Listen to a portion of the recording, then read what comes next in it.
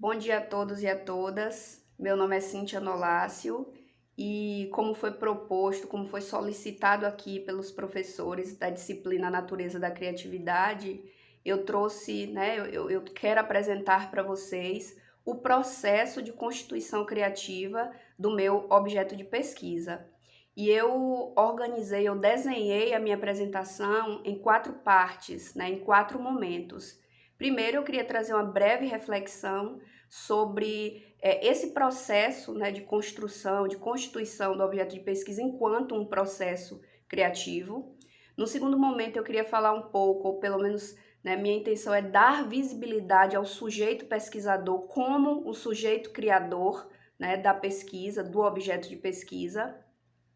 Num terceiro momento, eu queria falar um pouco do meu lugar de fala e do processo que me levou a ser encontrada pela minha temática de pesquisa, que me levou a ser encontrada pelo meu objeto. E, por fim, eu queria trazer um pouco dessa minha pesquisa que ainda está em andamento, desse meu objeto de pesquisa. Então, como eu falei, eu quero começar refletindo sobre a pesquisa, sobre a construção, a constituição da pesquisa como um processo criativo.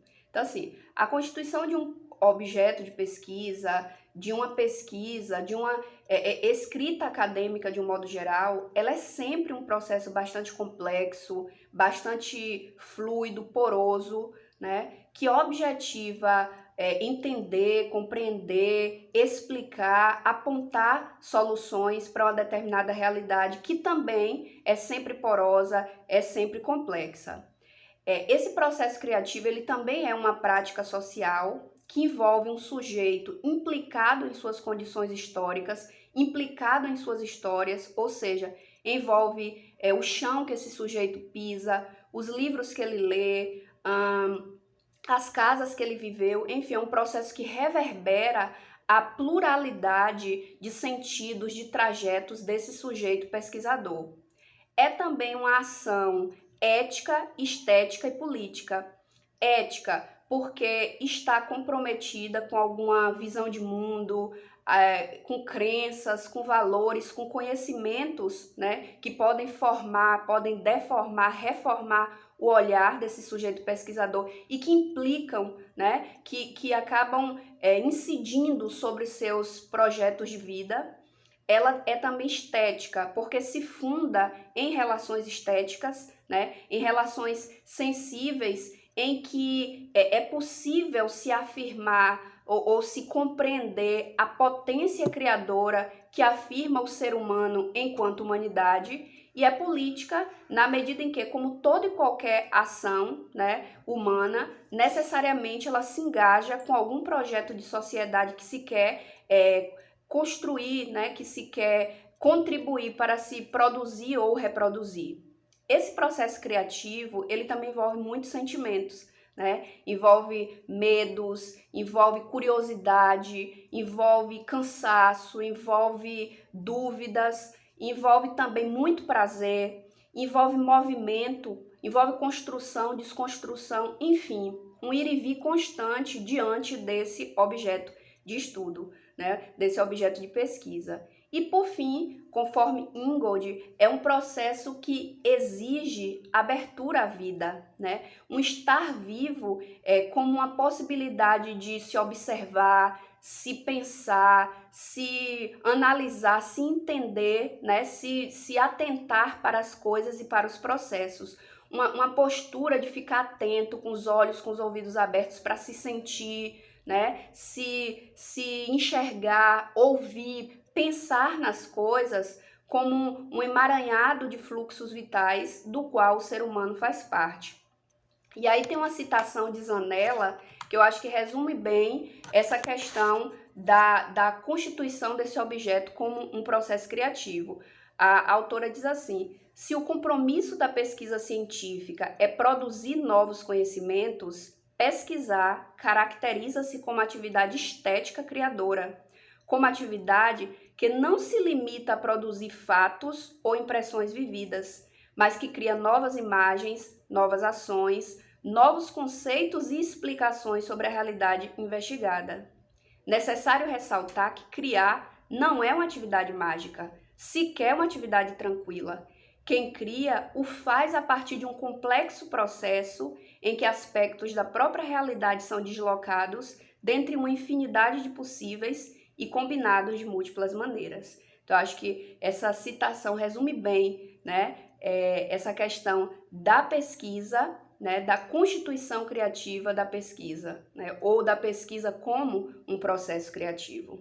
Então, no bojo dessas questões, um aspecto aparentemente óbvio acaba se mostrando com muita força, né, acaba se tornando bastante evidente, que é o fato de que nenhuma pesquisa se autoconstrói, ela não se autorrealiza, mas ela é sempre fruto da criação de um sujeito, né, que, como eu já falei aqui, é complexo, é plural, é multifacetado, né, com todas as suas experiências, com todos os seus trajetos e sentidos que também são plurais e que também são complexos.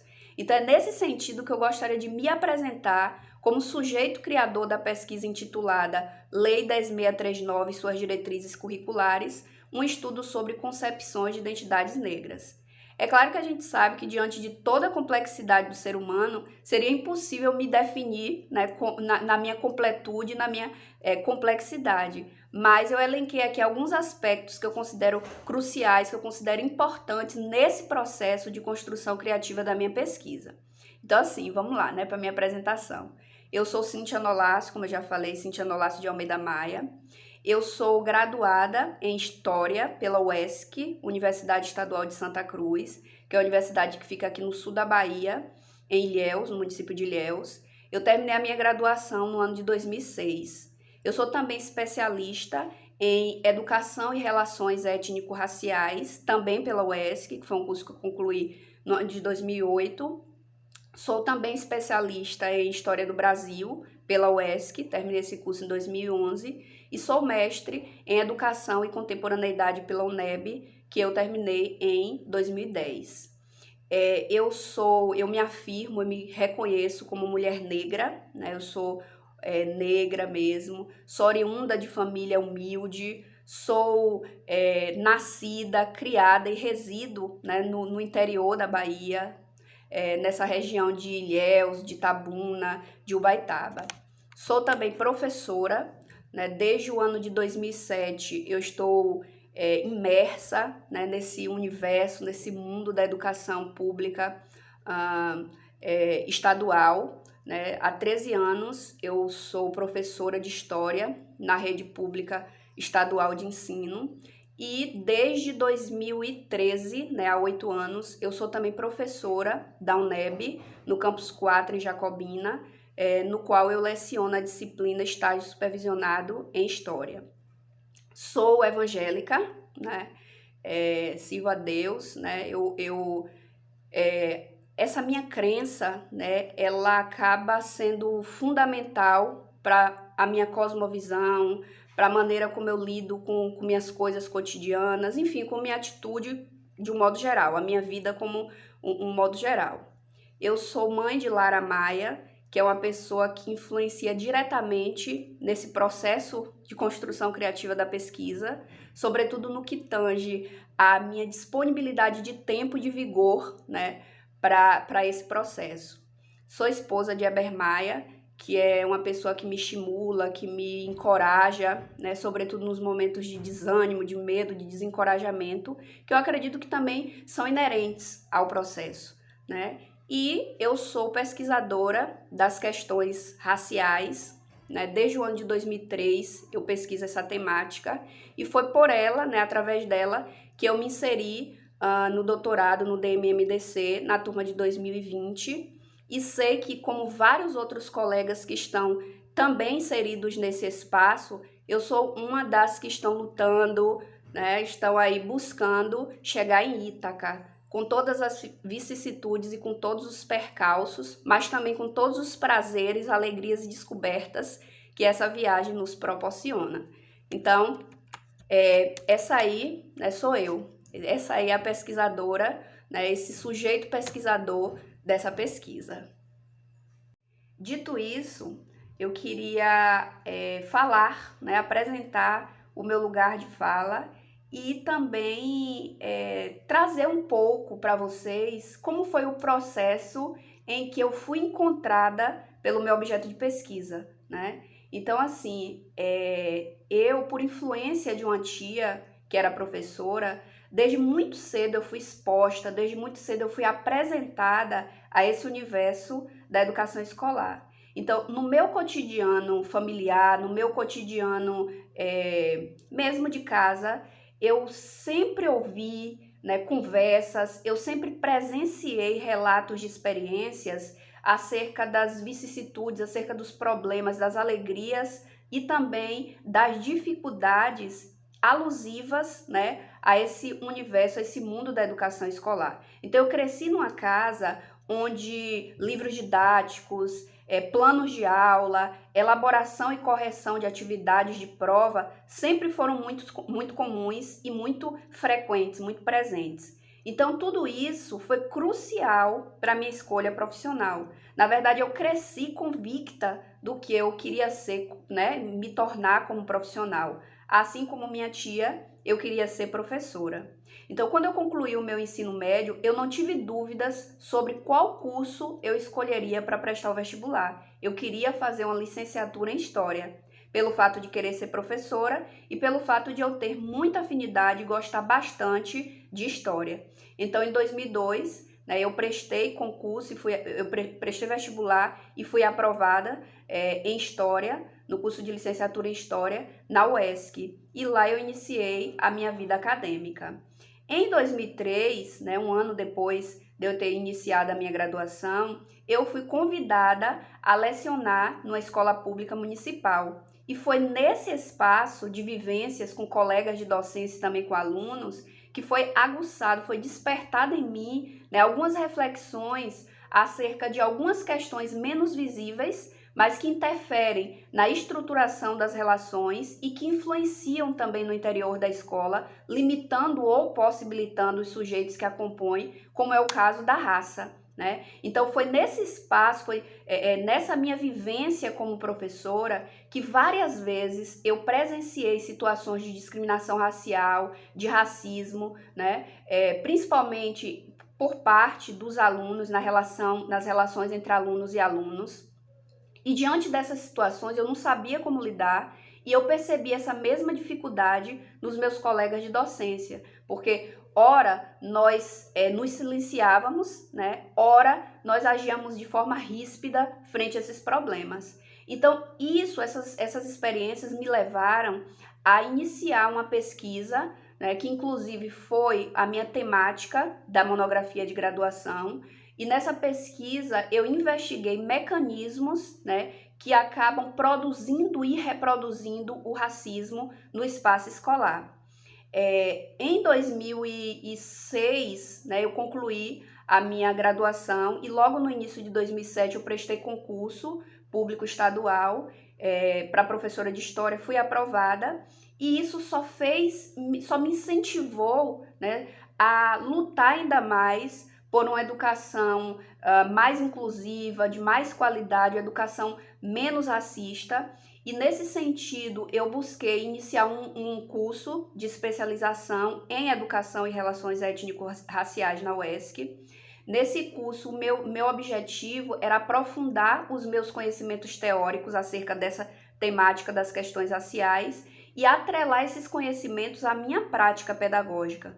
Né? Então, nesse curso eu desenvolvi uma pesquisa na qual eu mantive o meu olhar nas questões raciais, mas também procurei investigar questões de gênero. Né? Então, eu investiguei manifestações ou formas, né, de produção e reprodução do racismo e também do sexismo no ambiente escolar. Né? E como eu já falei, eu concluí esse curso no ano de 2008.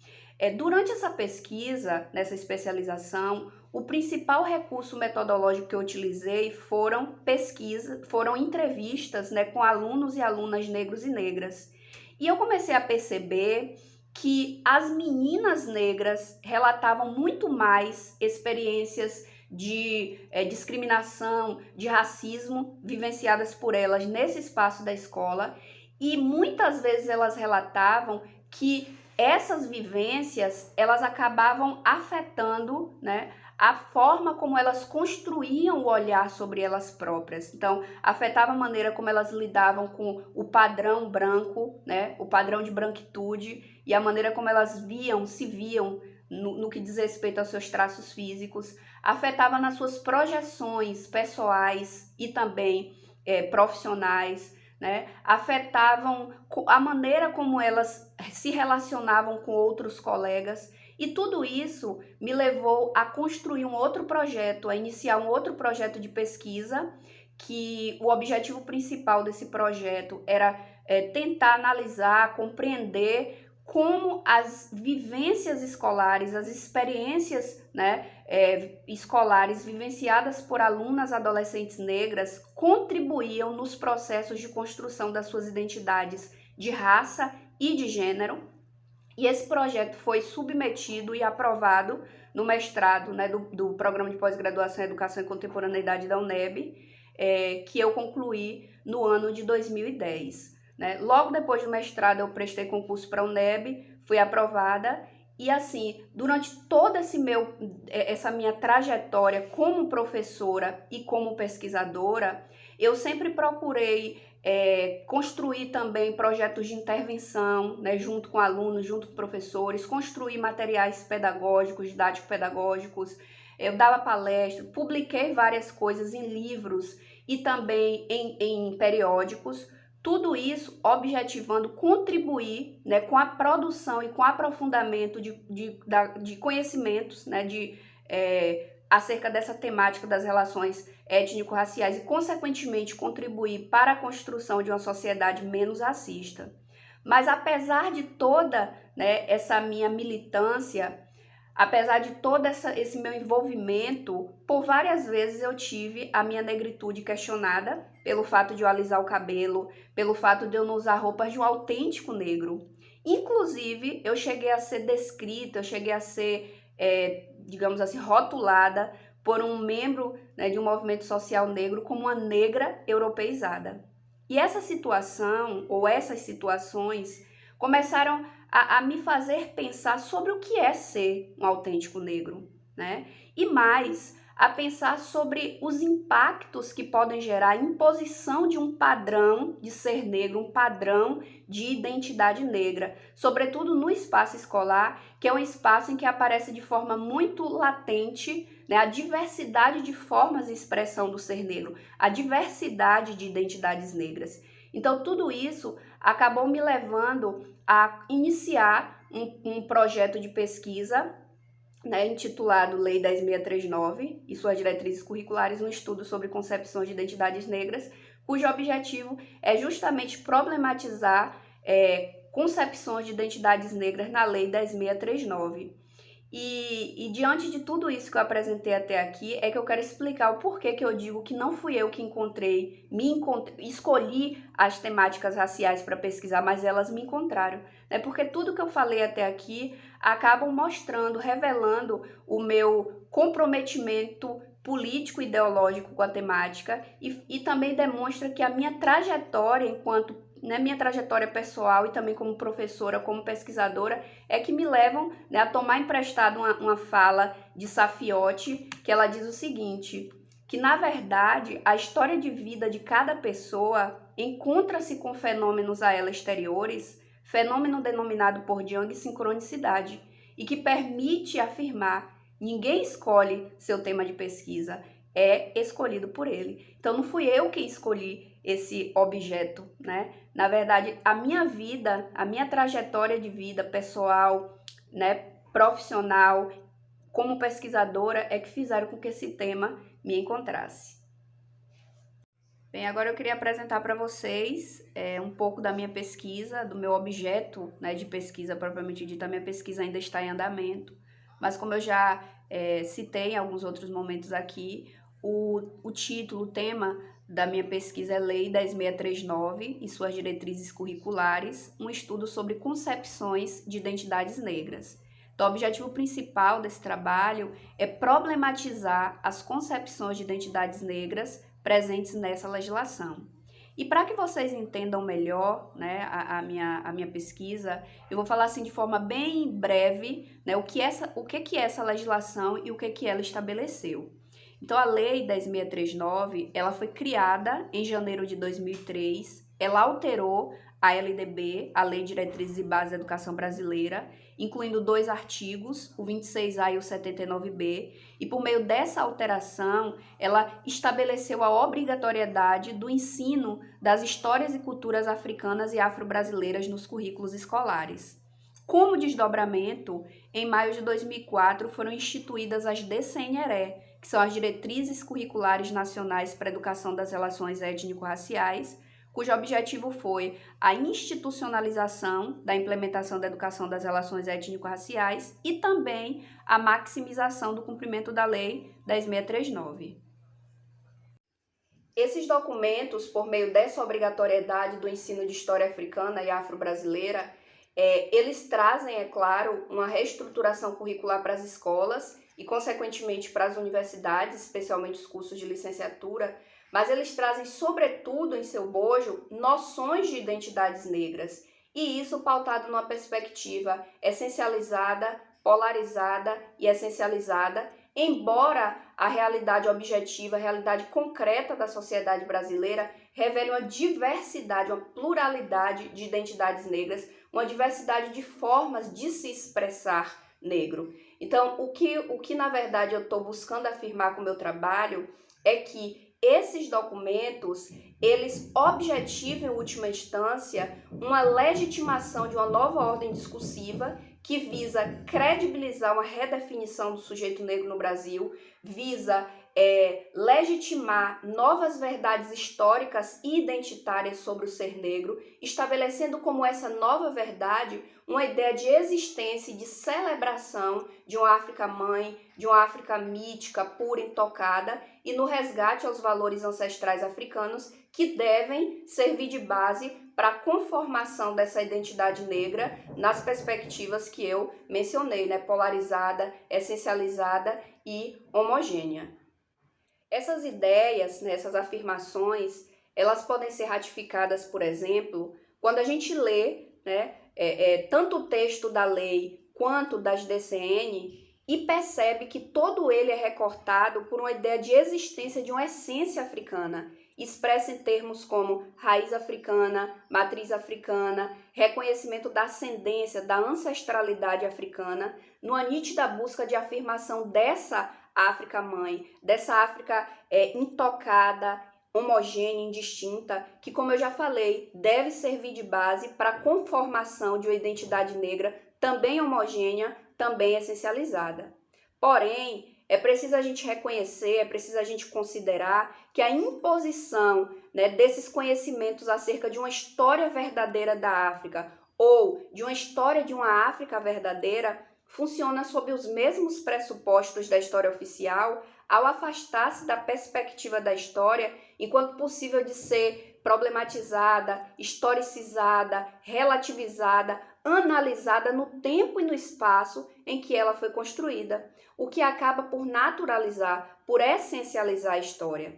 É preciso também a gente reconhecer, né, que a imposição desses conhecimentos, dessa história verdadeira, né, de uma África verdadeira, no sentido de uma mãe África, né, dessa África intocada, originária, ela acaba por legitimar, por fomentar uma perspectiva ahistórica, mítica, né, acerca do continente africano, não contribuindo para a desconstrução de estereotipias e de ideias simplistas e exóticas, né, sobre a África. E aí, nesse sentido, o professor Zamparoni, ele traz uma discussão bastante interessante que eu quero trazer aqui um trechinho para vocês. O professor afirma o seguinte: com certa simplificação, podemos dizer que, de maneira geral, prevalece um polo, certa imagem hegeliana, né, da África, e no outro, não menos exotizante, uma mama África, originária, profunda, virgem, paradisíaca, que serviria de inspiração para uma política antirracista no Brasil. Persegue-se uma história da verdadeira África, de um tempo na qual esta viveria num paraíso conspurcado pelo colonialismo. Os africanos e a África que se busca sob essa perspectiva é aquela colocada num freezer, onde a cultura se inscreve num tempo mítico, que se repete, onde não há criação nem história. É difícil crer que esse tipo de inspiração ahistórica na história possa efetivamente ajudar de maneira sólida na formação de uma consciência política e social antirracista. Essas discussões ainda podem ser percebidas quando a gente nota que o texto dos documentos também é recortado por uma ideia de polarização entre negros e brancos. Inclusive, a legislação define negros e brancos como sendo grupos distintos, diferenciados e com características próprias. E em vários momentos, trazem termos como história africana, identidade negra, cultura africana, para diferenciar a história, a identidade e a cultura africana da do branco europeu, numa nítida busca de afirmação dessa identidade negra, além de homogênea e essencializada, também polarizada. Porém, é preciso também que a gente reconheça, que a gente também considere que termos como identidade, cultura e história não podem ser analisados de forma simplista, de forma isolada, de forma estática, mas sim como categorias historicamente construídas e de forma relacional.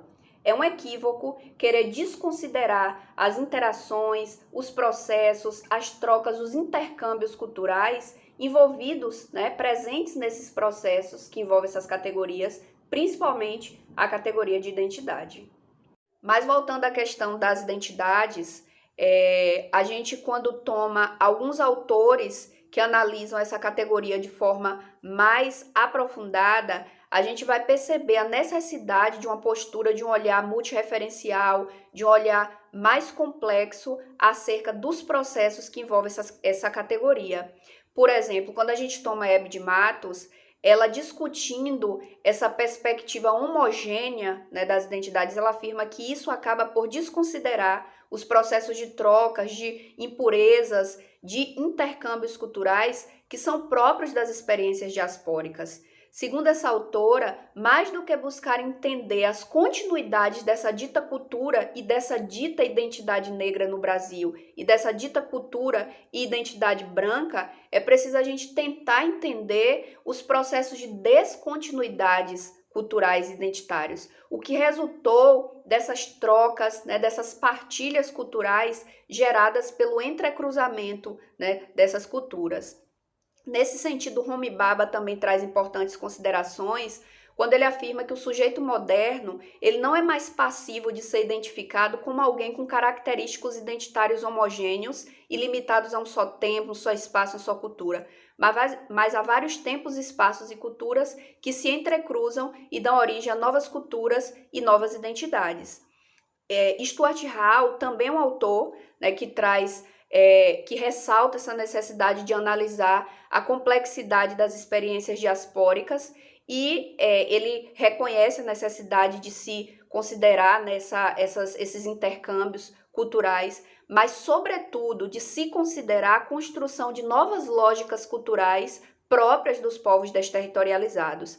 Esse autor ainda chama atenção para o fato de que as identidades culturais na pós-modernidade, elas não são fixas, elas são fragmentadas em função da globalização que deslocou os processos centrais das sociedades modernas, o que nos leva a afirmar que não há mais, como eu falei, identidades fixas, uma identidade branca pura, uma identidade negra pura, mas identidades plurais, fragmentadas, cambiantes, circunstanciais. As identidades estão sempre em processo de transformação. Então, diante de todas essas questões, eu queria ressaltar que a minha pesquisa ela parte da premissa de que há na realidade concreta, na realidade objetiva da sociedade brasileira, uma diversidade de identidades negras, uma diversidade de formas de se expressar negro, fruto dessas trocas, mesclas, intercâmbios culturais, e que a lei 10.639 e as DCNRE, embora sejam marcos legais importantíssimos na luta dita antirracista, e embora elas tragam pontos muito positivos, principalmente aqueles atinentes à busca pelo rompimento com o silenciamento a que foram relegadas as histórias e culturas africanas e afro-brasileiras dos currículos escolares e da historiografia, ao tentar, né, impor esse padrão de identidade homogênea, essencializada, ela acaba negando o caráter fluido, cambiante, inconcluso das identidades, o que revela seus limites e a necessidade de se ampliar as discussões em torno dessa legislação e em torno das questões raciais no Brasil. E é isso que o meu trabalho, é com isso que o meu trabalho pretende contribuir, com a ampliação dessas discussões. Bem, gente, então né, tem sido a minha experiência nesse processo de constituição criativa do meu objeto de pesquisa. Então, eu espero ter sido clara na minha apresentação e eu agradeço a todos e a todas pela atenção. Mas, para concluir a minha fala, eu queria deixar aqui, tomando emprestada a fala aqui de Pontes, que eu queria deixar um conselho, né, para mim e para os colegas que estamos vivendo aí nesse processo de escrita, né, de sistematização da pesquisa, do texto da pesquisa. Eu que pretendo iniciar, né, me organizar para a qualificação e outros que estão vivendo ou viverão esse momento. Então eu deixo aqui as palavras desse autor que falaram muito comigo, né, porque no processo criativo a gente passa por altos e baixos, há momentos que a gente está mais animado, mais desanimado, mais otimista, mais pessimista. Então eu acho que esse autor, ele foi muito contundente em suas palavras, né, e ao mesmo tempo muito, como que eu posso dizer, sensível, né? E me marcou muito. Ele diz assim sobre esse processo, sobretudo da escrita do texto, da pesquisa. Ele diz assim: o momento de escrever o texto é um instante de mergulhar ainda mais profundamente no caos, pois é sabido que dessa massa informe cria-se uma organização tal e qual os gases na compreensão, formação, fornalha das estrelas. Aqui tudo que foi sentido, lido, visto, pesquisado, conversado, vivido, precisa ser relacionado, interconectado. É preciso estar aberto ao acaso, ao inesperado, ao imprevisto, aos acontecimentos fortuitos, misteriosos, sutis, encantados, poéticos, ao que não estava no início, integrando-os ao texto e mesmo transmutando-o. Não ter pressa, mas também não perder tempo, o que significa dizer evitar a ansiedade, essa maneira de não estar à vontade em lugar algum, porém sempre em trânsito permanente, inquieto, impaciente.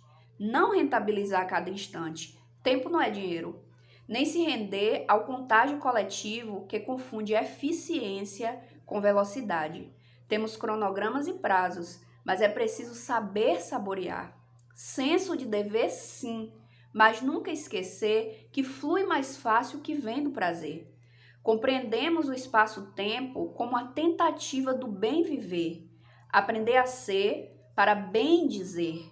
A nossa criatividade se oferece cada dia a ser vivido. É uma música, uma dança, uma pintura, um amor, um poema, uma obra de arte. Então, deixo esse conselho aí de Pontes, tome emprestado, né, essas palavras dele para todos nós aqui.